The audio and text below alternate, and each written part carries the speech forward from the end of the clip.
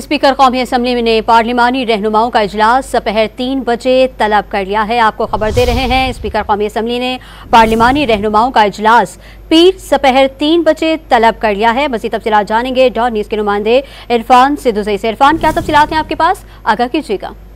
जी, बुनियादी तौर पे स्पीकर ने ये इजलास तलब किया है सोमवार को 3 बजे अपने चैम्बर में, और इसमें तमाम जो पार्लिमानी जमातें हैं उनके रहनुमाओं को और इसके अलावा जो उनके विप्स हैं और चीफ विप्स हैं इनको बुलाया है। मुस्लिम लीग नून की तरफ से आजम नजीर तारड़ होंगे, तारिक फजल चौधरी होंगे। इसके अलावा सुन्नी इत्तेहाद काउंसिल के नुमाइंदों को भी बुलाया है, जिसकी नुमाइंदगी आमिर डोगर करेंगे।